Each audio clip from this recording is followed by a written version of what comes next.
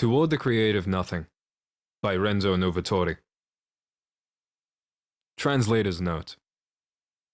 In order to preserve the poetic integrity of this text, I did not conform it to contemporary standards of political correctness. I have also translated the introduction to the 1993 Italian edition of Verso il nulla creatore, which was the basis of my translation. A brief biographical note and a reminiscence from Novatore's comrade, Enzo Martucci, are included to give a feel for the man and his life. Translator's introduction. It is difficult to find anarchist works in English that are at the same time individualist and explicitly revolutionary, that emphasize the centrality of the aim of individual self-determination to a revolution that will communalize material wealth, as it will individualize spiritual wealth. For this and other reasons, I chose to translate Toward the Creative Nothing by Renzo Novatore and publish several of his shorter pieces. Written shortly after World War I, as a revolution was occurring in Russia and uprisings were happening in Germany and Italy, this poetic text responds to the upheaval of its time with a call for a revolution that could truly move the human race beyond the spiritual impoverishment, the equality and baseness that democracy and socialism offered.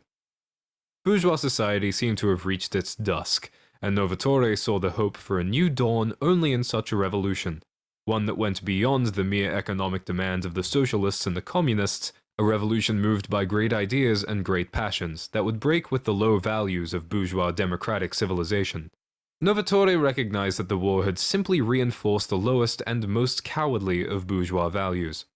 The proletarian frogs just let themselves be led to the slaughter, killing each other for the cause of those who exploited them, because, in spite of their exploitation, they continued to share the values of their masters, the bourgeois toads, the values of the belly, the democratic values of equality and baseness, the rule of survival over life.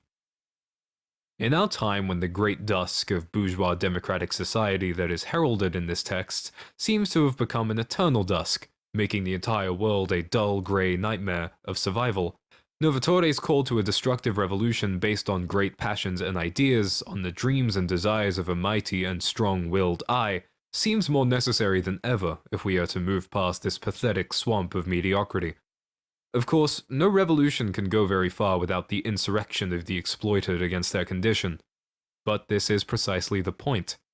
When the proletarians rise up against their proletarianization, this means taking their revolt beyond the demand for full bellies to the active appropriation of full lives. Novatore recognized that one could not struggle against this order alone. That revolution was necessary, not just individual revolt. If he mocked the proletarians of his time, it is because they did not lift themselves above the bourgeois hordes and great dreams and great will. So, as Novatore could have predicted, the Great Proletarian Revolution in Russia came to embrace the worst of bourgeois values and created a monstrous machine of exploitation. Starting from the bourgeois values of the belly that place productivity above all else, that anti-individual egalitarianism of survival above all, how could it do otherwise? Now more than ever, we need an anti-democratic, anti-capitalist, anti-state revolutionary movement which aims at the total liberation of every individual from all that prevents her from living his life in terms of her most beautiful dreams. Dreams freed from the limits of the market. Such a movement must, of course, find ways to intervene in the real struggles of all the exploited, to move class conflict towards a real rupture with the social order and its survivalist values. These are matters we must wrestle now analyzing our present situation to find the openings of our insurrectional project. Novatore's text is a light of poetry and passion, one light among many, which may help us pierce through the gloom of the capitalist technological dusk that surrounds us, a ray of singularity breaking through the dinginess of a present mediocrity with its call for the revolution of the mightiest dreams. Biographical note.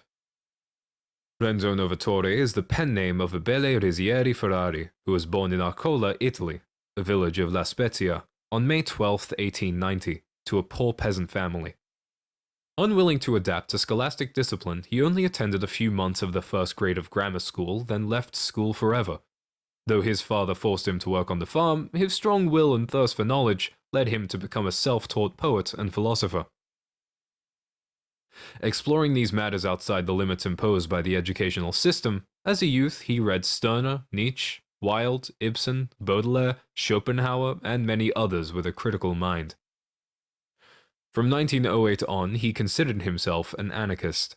In 1910, he was charged with the burning of a local church and spent 3 months in prison. A year later, he went on the lam for several months because the police wanted him for theft and robbery. On September 30th, 1911, the police arrested him for vandalism. In 1914, he began to write for anarchist papers. He was drafted to the First World War, he deserted his regiment on April 26, 1918, and was sentenced to death by a military tribunal for desertion and high treason on October 31st. He left his village and went on the lam, propagating the armed uprising against the state.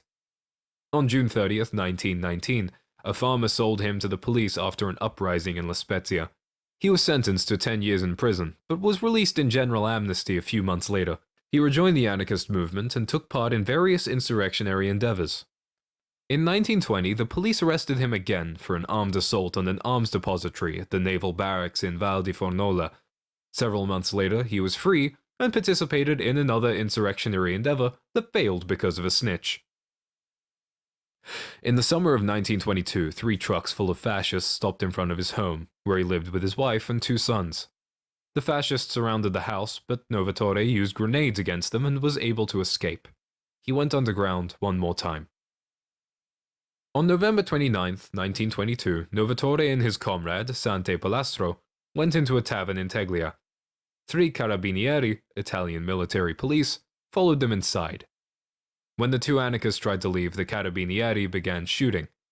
The warrant officer killed Novatore, but was then killed by Palastro. 1 carabiniere ran away, and the last begged Palastro for mercy. The anarchist escaped, without shooting him. Renzo Novatore wrote for many anarchist papers: Cronaca Libertaria, Il Libertario, Iconoclasta, Gli Scamicchiati, Nihilismo, Pagine Libere, where he debated with other anarchists, among them Camillo Benari. He published a magazine, Vertice, that has unfortunately been lost. In 1924, an individualist anarchist group published 2 pamphlets of his writings, Al di sopra dell'arco and Verso il nulla creatore. Introduction from the 1993 edition published by Centro Libri Edizione Anarchique et Libertarie. About 70 years since its first publication, Toward the Creative Nothing seems to really maintain its destructive force intact. This characteristic of unchanging timeliness, in spite of every upsetting social occurrence and beyond the literary form, is common to great many of the writings of individualist anarchists, that is to say, of those who did not base their lives on the social and economic program that was to be realized, the validity of which could only be determined by history, but on the individual, on being a real human being in flesh and bone. This probably explains the recent revival of enthusiasm for the works of Stirner. But the enhanced value of the individual cannot and must not decay into the constitution of a new school, a new ideology which in time of uncertainty like the one that we are going through could attract all those, and they are many, who go in search of a point of unshakable support. One cannot substitute the individual for the party merely because it is considered exempt from every critique in relation to social reality. In conclusion, the greatest risk is that of enclosing oneself in the classic ivory tower, as many individualist anarchists in the past had, in fact, done. Many, but not all. Here, then, is the reprint of the work by Renzo Novatore that allows us to rediscover his figure under several aspects that are exceptional in the individualist anarchist, since it not only gets rid of possible speculations about individualism, but is at the same time a call to struggle with a timeliness that is at times amazing. Among those who declare themselves to be individualist anarchists, Renzo Novatore undoubtedly occupies a place of remark, being one of the greatest examples of that which in past epochs was called heroic and iconoclastic anarchism. Man of thought and action in the course of his life, Novatore had a way most of the time of showing his own uniqueness. During the First World War, when interventionism picked up not a few followers among the anarchists, particularly within the ranks of the individualists, Novatore lined himself up resolutely against the war. deserting with arms in hand and being condemned to death for it by the Tribunal La Spezia. Unlike a great portion of other individualists who amuse themselves with academic mediations on the word I, Novatore lives as an outlaw committing attentats and expropriations and actively participating in numerous insurrectional endeavors until he was killed in a gun battle with Carabinieri in 1922. Anti-dogmatic, he entered into polemics with both the muscle-bound anarchist organizers of the UAI, Union of Italian Anarchists. He had a most violent argument with Camillo Berneri, and with the spokespeople of a certain type of anarchist individualism, like Carlo Malaschi, often and willingly. For Novatore, a reader of Stirner but not for that a disciple of quote-unquote Stirnerism, the affirmation of the individual, the continuous tension toward freedom, led inevitably to the struggle against the existent, to the violent battle against authority and against every type of wait-and-see attitude. Written around 1921, Toward the Creative Nothing, which visibly feels the effects of Nietzsche's influence on the author, attacks Christianity, socialism, democracy, fascism, one after the other, showing the material and the spiritual destitution in them. All that which has led to the decadence of the individual, that which subjected it under various pretexts to social phantoms, is assailed with iconoclastic fury. With this critique of that which belittles the uniqueness of the individual, which is still valid now, Novatore demolishes all the widespread commonplaces on the worth of individuals. At times with a smile on his lips and at other times with rage, Novatore refutes anyone who imagines him closed in the cloister of philosophical speculation. He drives back the accusations of those who believe him to be a blind negator, one deprived of projectuality. He shows the absurdity of those who believe him to be opposed to the revolution and favorable only to individual revolt. All of this without ever missing an opportunity to affirm the uniqueness of the individual, the greatness of the dream, the force of desire, the beauty of anarchy. In other words, here is what today has come to be considered out of date, but which perhaps is more simply out of fashion. Certainly a lot of time has passed since the writing of this text, but the triumph of democracy, the survival of Stalinism, the rebirth of fascism, the deluge of technology, the universalization of commodities, the validation carried out by the mass media, the reduction of language, contempt of utopia, this is what conspires to drown the individual in a sea of mediocrity, to tame its uniqueness, to placate every instinct of revolt within it, to render it incapable of love as well as hatred, impotent in its quiet life. All this is frighteningly current. Here this is because it renders that which can serve to desecrate and combat this situation equally current. One thing is certain. Only one who prefers the stormy sea to stagnant water will surely know how to appreciate the iconoclastic work of Renzo Novatore. Renzo Novatore by Enzo Martucci, revised from a translation by Stephen Marietta. My soul is a sacrilegious temple, in which the bells of sin and crime, voluptuous and perverse, loudly ring out revolt and despair. These words, written in 1920, give us a glimpse of the Promethean being of Renzo Novatore. Novatore was a poet of the free life. Intolerant of every chain and limitation, he wanted to follow every impulse that rose within him. He wanted to understand everything and experience all sensations, those which led to the abyss and those which led to the stars. And then at death to melt into nothingness, having lived intensely and heroically, so as to reach his full power as a complete man. The son of a poor farmer from Arcola, Italy, Abile Riziero Ferrari, or Renzo Novatore, soon showed his great sensibility and rebelliousness. When his father wanted him to plow the fields, he would flee, stealing fruit and chickens to sell so that he could buy books to read under a tree in the forest. In this way he educated himself, and quickly developed a taste for nonconformist writers. In these he found reasons for this instinctive aversion to oppression and restriction, to the principles and institutions that reduce men to obedience and renunciation. As a young man, he joined the Arcola group of anarcho-communists, but he was not satisfied with the harmony and limited freedom of the new society they awaited so eagerly. I am with you in destroying the tyranny of existing society, he said, but when you have done this and begun to build anew, then I will oppose you and go beyond you. Until he was 15 years old, Renzo included the church in his poetry. After that, freed and unprejudiced, he never planted any roots in the gregarious existence of this village, but often found himself in conflict with both men and the law. He scandalized his respectable family, who wondered what they had done to deserve such a devil.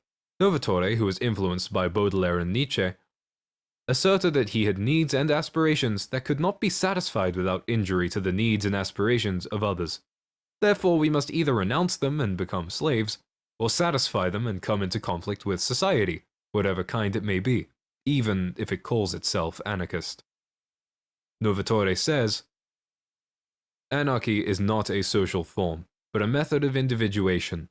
No society will concede to me more than the limited freedom and the well-being that it grants to each of its members, but I am not content with this and I want more. I want all I have power to conquer. Every society seeks to confine me to the august limits of the permitted and the prohibited, but I do not acknowledge these limits. For nothing is forbidden, and all is permitted to those who have the force and the valor. Consequently, anarchy, which is the natural liberty of the individual freed from the odious yoke of spiritual and material rulers, is not the construction of a new and suffocating society. It is the decisive fight against all societies. Christian, democratic, socialist, communist, etc., etc.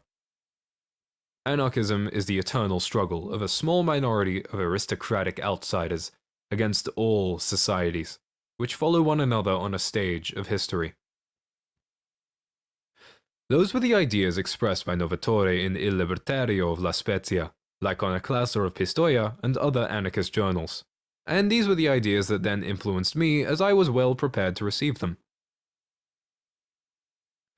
During World War I, Novatore refused to fight for a cause that was not his own, and took to the mountains. Astute, courageous, vigilant, his pistol at the ready, the authorities failed at every attempt to capture him. At the end of the war, the deserters were amnestied and he was able to return to his village where his wife and son were waiting. I was 16 years old and had run away from home and my studies, freeing myself from my bourgeois family who had done everything they could to stop my anarchist activities. Passing through Saranza on my way to Milan, I stopped to get to know Novatore, having read his article, My Iconoclastic Individualism. Renzo came at once to meet me together with another anarchist called Lucarini. We passed unforgettable hours together. Our discussions were long, and he helped me fill in gaps in my thinking, setting me on my way to the solution of many fundamental problems. I was struck by his enthusiasm. His appearance was impressive. Of medium height, he was athletic in build and had a large forehead. His eyes were vivacious and expressed sensibility, intelligence, and force.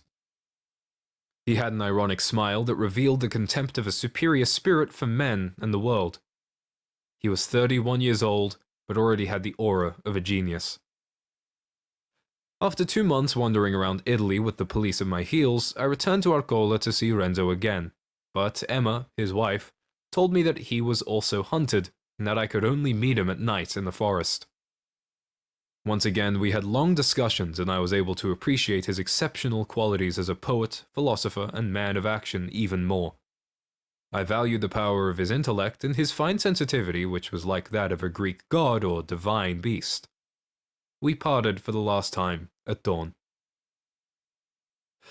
Both of us were existing under terrible conditions. We were in open struggle against society, which would have liked to throw us in jail.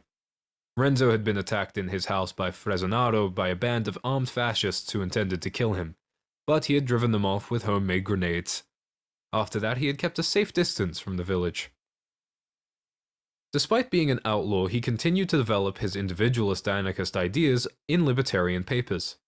I did the same, and we aroused the anger of the theoreticians of anarcho-communism.